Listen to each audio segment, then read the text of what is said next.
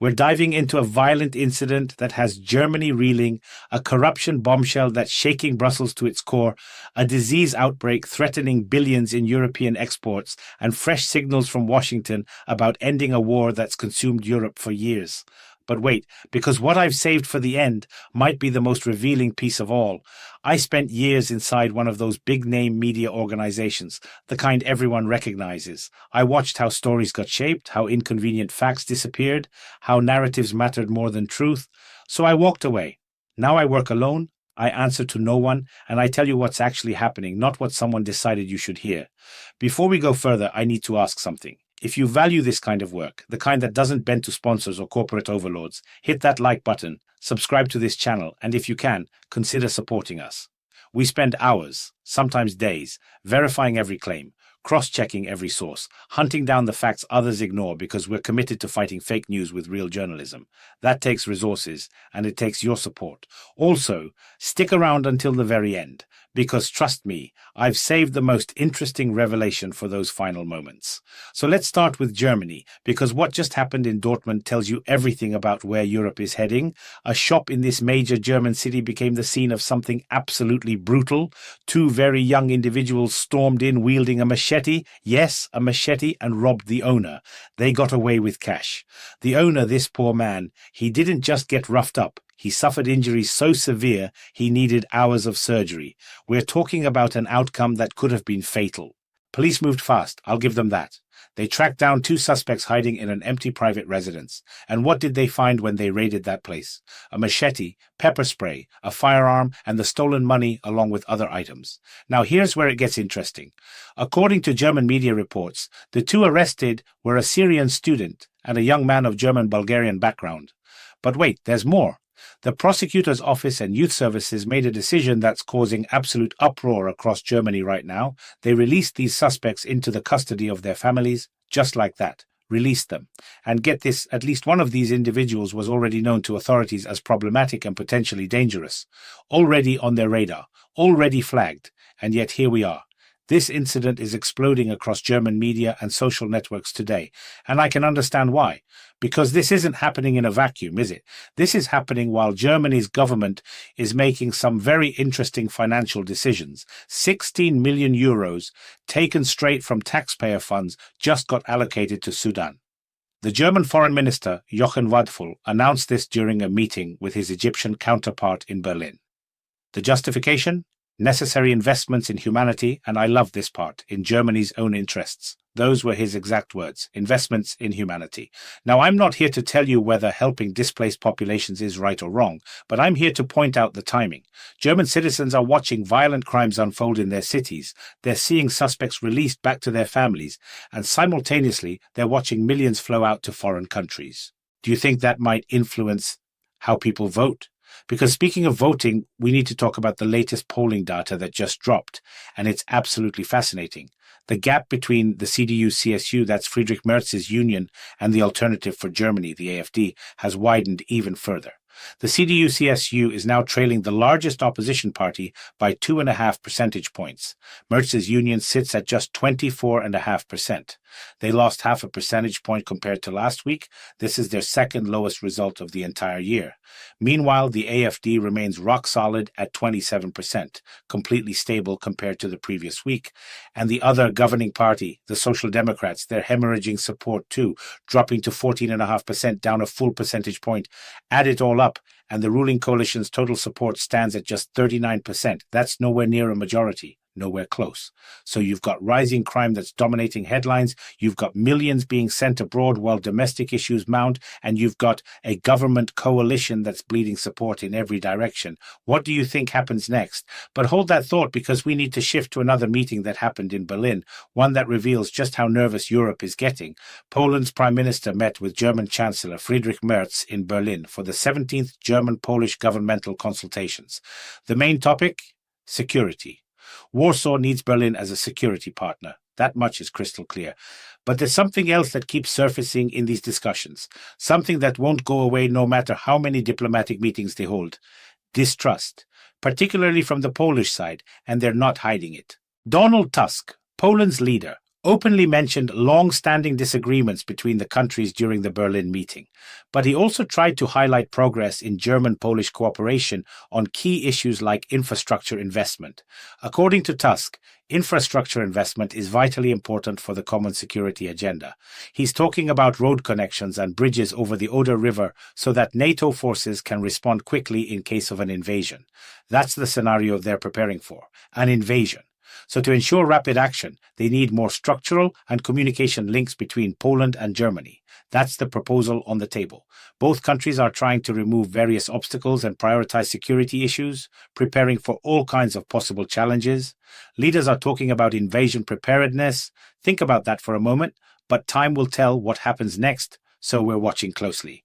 Now, if you thought German politics couldn't get any stranger, wait until you hear about what just happened in Bavaria. The mayor of Nübelberg, a town in Bavaria, just calmly returned to his duties. His name is Thomas Parteler. He's 38 years old. He's from the Christian Social Union. Why is this news? Because Thomas Parteler took a 4-week vacation after getting caught with illegal white powder in a Munich nightclub.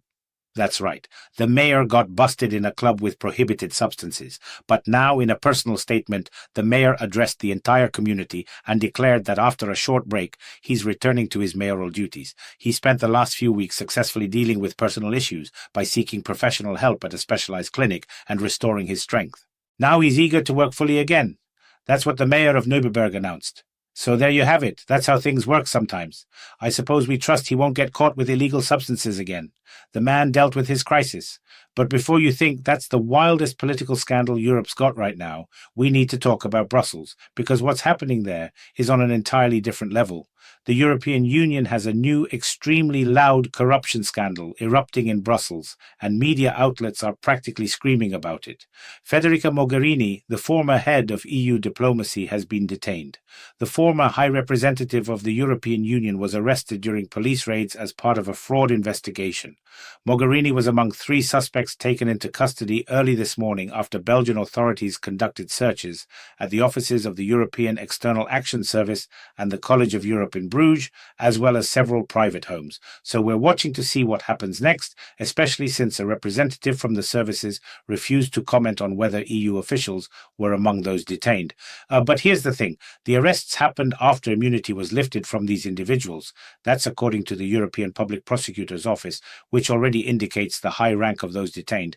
This scandal completely demolishes, once and for all, the myth that corruption at the top levels of the European community is a very rare phenomenon.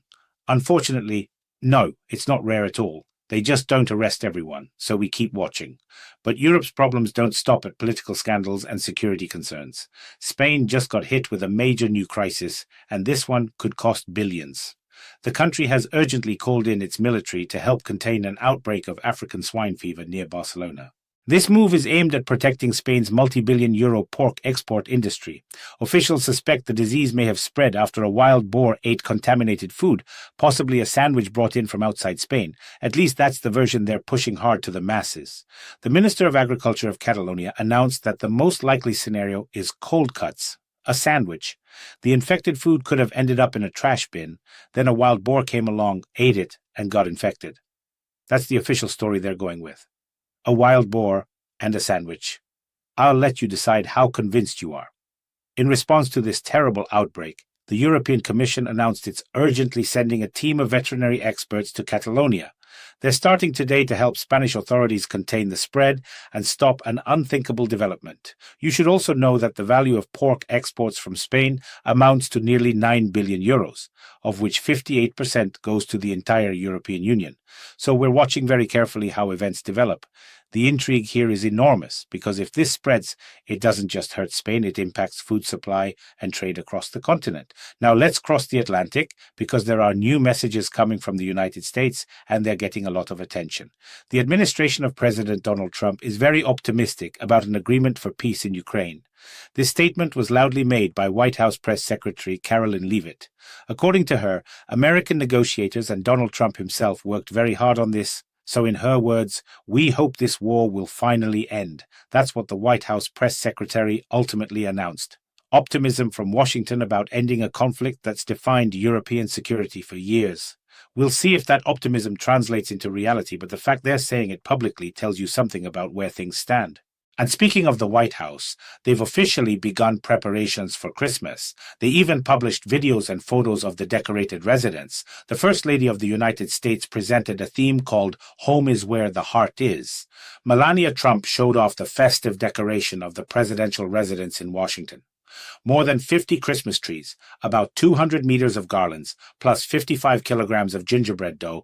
That's what Melania ordered to decorate the White House. As noted by the White House, despite different family customs, all Americans are united by love of good deeds, pride in their country, and a sense of gratitude.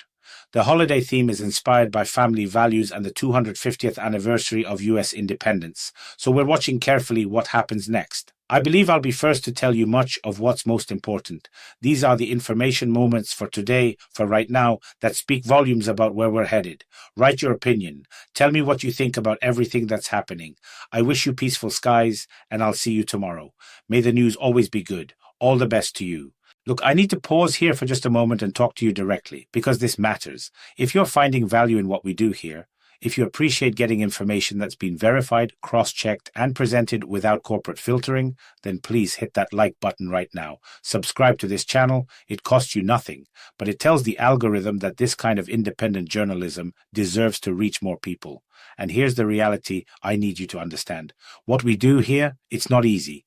Every single story you just heard, I spent hours tracking down sources, verifying claims, making sure we're not spreading the same garbage that floods social media every single day. Fake news is everywhere. It's designed to outrage you, to manipulate you, to keep you clicking.